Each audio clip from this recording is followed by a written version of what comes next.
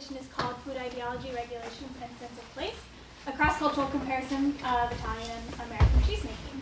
So, as the title says, I spent some time in Italy this past summer for 3 months doing some field work on an organic farm there. And I also spent about 5 months doing field work at a farm here in Parma entitled Rolling Stone Chev.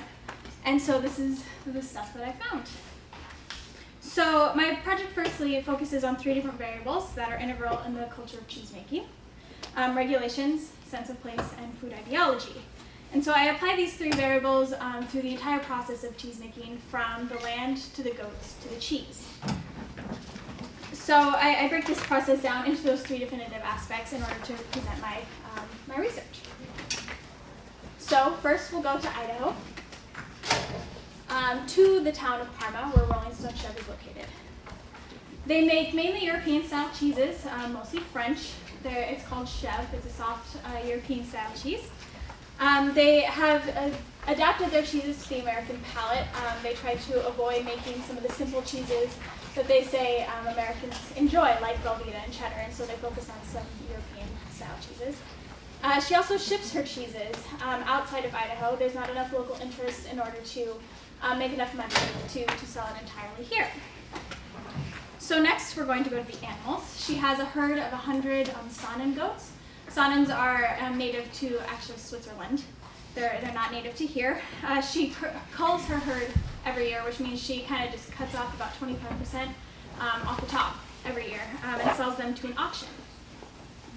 She also tries to breed scorecard perfect goats, which means that she breeds them so that they were to be showed. And so in order to do this, they make sure that the udder shape is really nice, that their chest is really wide, et cetera, and it means that they'll be particularly productive. So she says that it's better to have about a 70 goat herd than it is to say a 150 goat herd and just have 70 goats that are very, very productive. So they try and cull accordingly. And she also says that goats are meant to be foragers. She doesn't like to pen them. They should be out in the fields foraging for their own food. And so because of this, because of the foraging, the flavors of the land are imparted into the cheese. And so the milk changes with the seasons, and thus the cheese changes to the seasons, and she pairs her cheese accordingly. She also names a lot of her cheeses for the area. She names, one of them is Snake River Mist, another is Whitewater Rapids, the Canyon Run, all named for the Snake River. She also has very little grazing management because she says that they produce great milk without it, so she doesn't need to. So, now we're going to move over to Italy, to the southern region of Calabria, and little town of Morano Calabro, to the farm of Dolci Pascoli, which means sweet pastures in Italian. So their cheeses are all traditional cheeses for the area. They sell entirely within the region of Calabria. And most of their cheeses are unpasteurized. Because of the type of cheeses that they make, very traditional, and the bacteria that is in the air and the foliage around the area, it imparts certain characteristics into the cheese. And so they don't want to pasteurize it and kill those bacteria. But there are some that they do pasteurize just because of sanitation. So then we go to the animals. And so they have a herd that is mixed sheep and goats. They have about 500 sheep and 100 goats. They're a mixed breed of native species.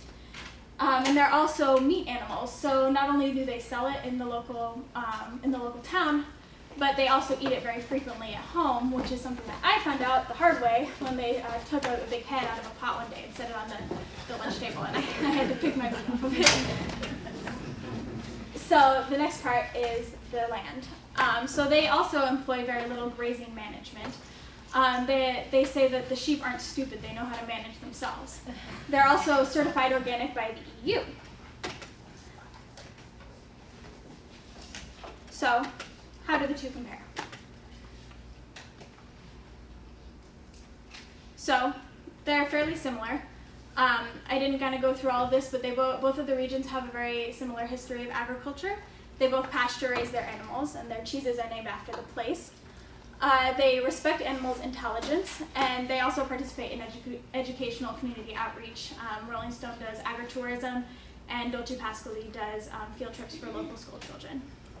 Now the difference is, in Idaho, she ships her cheeses across the country to places like New York, Seattle, Portland. Whereas at Dolce Pascoli, they mainly stay within Calabria. Idaho, they have a non-native goat herd. Calabria, they have a mixed native breed. So in Idaho, she has to pasteurize her milk unless it is aged over 6 months. Whereas in Calabria, they don't have to pasteurize, but they do because they feel it's necessary in some cases. Idaho does not receive any government funding, whereas in Calabria, they receive a little bit from the EU in order to promote small-scale agriculture. At Rolling Stone, she does not eat her animals. She says they're more kind of like pets to her. Whereas in Calabria, they do eat their animals quite often, and they sell them. And so lastly, at Rolling Stone Chev, she's building a cheese cave made out of hay and concrete so that she can age her cheeses. In Calabria, they just moved out of their cheese caves that they had been using for generations and built 2 walk-in refrigerators where they age their cheeses, which I will talk about a little bit later. So, what does this all mean? First, we'll go to the regulations. How does it fit into these 3 different variables that I talked about earlier? First, regulations. There's a very different idea of cleanliness and sanitation between Italy and Europe and the United States. Here in the United States, we have a very big fear of bacteria. And then also we have we don't receive any subsidies for these small scale farms. So Rolling Stone doesn't receive any government money, whereas in Calabria they do. So yeah. Next, we will go to sense of place. This is the one I'm going to spend the most time on probably. So I don't know how many of you have kind of studied this within environmental studies. I see a lot of you around here. But so we talk a lot about how here in the US we have this idea of wilderness. And so where do humans fit into this natural world? And how are we involved in nature? And so in the US we have this idea of wilderness, and there's a place where people are and the place that people are not. And so we have this idea, whether it's to protect nature or to exploit it, we're separate from it. So there are people and there's nature. But in Italy, it's a much different idea. So they're, at least here in Calabria, where this family has been farming for generations and generations, they're more integrated into the natural environment. They see their place as part of this natural environment, and they don't separate themselves as much. So even though they focus on trying to protect it, it's more for both human and nature's sake. It's for all of their sake. It's not just for themselves or for the environment for aesthetic purposes. So both of the places actually name the cheeses based on their place. And in Murano, they name it di Murano or of Murano, and that kind of shows how they're integrated into their natural environment. Whereas at Rolling Stone, they have this very romantic name, like the Snake River Mist and Whitewater Rapids, which is beautiful, and it makes it's great marketing, but it also is it shows that idea of separating the humans from nature. So, lastly, we'll move to the food ideology. So, in both places, there's this conflict between creating this artistic product for affluent consumers versus something for the masses. And so it's kind of trying to take the producer's ideals and the consumer's ideals and seeing whether or not they meld or not. So in Calabria, they have this product that in this area they've been making for generations and generations and generations, so it's something that the people are used to. Whereas here at Rolling Stone, she creates something that is new and unique and something that people are not used to, and so she has a hard time selling it here in Idaho because people don't want it. She could change her values and make something like cheddar or a hard kind of cheese that would sell better here, but she doesn't. She chooses to sell it to some places that have the artisanal stores, etc. So now, what does this all mean? So both farms are currently working within a context of globalization and increased industrialized food processes. But how do each of them react? It kind of comes down to this idea of evolution versus revolution. So it can kind of be explained in this picture. So on the right, you have the old cheese caves at Dolce Pascoli. They're obviously clay walls. and wooden shelves. On the left, you have their new ones, where they have stainless steel and plastic, where they're aging their cheeses, and it's humidity controlled and temperature controlled. So at Rolling Stone Chev, they are attempting to make something that's more like the right. So at Dolce Pascoli, they've been doing what they've been doing for generations and generations. And so each time there's been this new technological advance, they change accordingly. And they just kind of adapt and keep their own values and use what they would like from the new technologies. So something like industrialized food systems are just kind of taken into stride. So at Rolling Stone Chev, the idea is revolution, kind of like every other cultural change here in the United States. We want to go back and completely change what they're doing. And so we go the complete opposite direction. And so the way they're doing this is revitalizing old traditions. And so they're trying to take things from, Europe. They're trying to take things from back in the early 1900s when people were living off the land. And that's how we're kind of adapting and trying to fight the industrialized food system.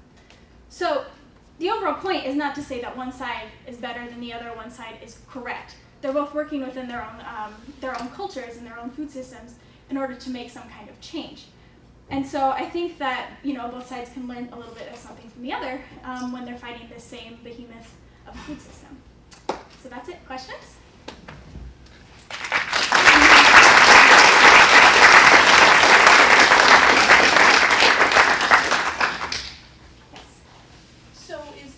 Local Idaho producer, does she get any leeway with like places like Whole Foods or other places that are claiming to bring in, local products? Like, where does she sell her cheeses? She sells at Whole Foods. She sells at the co-op. She sells to a lot of the local restaurants. She sells at Fork, at Bitter Creek and Red Feather once they open back up. So she sells a lot of places. There just still isn't enough interest. She's at both of the new farmers markets as well. Yes. When you specified or said that the local goat raiser called her herds, and 25%, I think you said, went to auction, does she specify then that they cannot be used for food? No. Okay, so in a real sense, many of those may be used for food. And many of them are.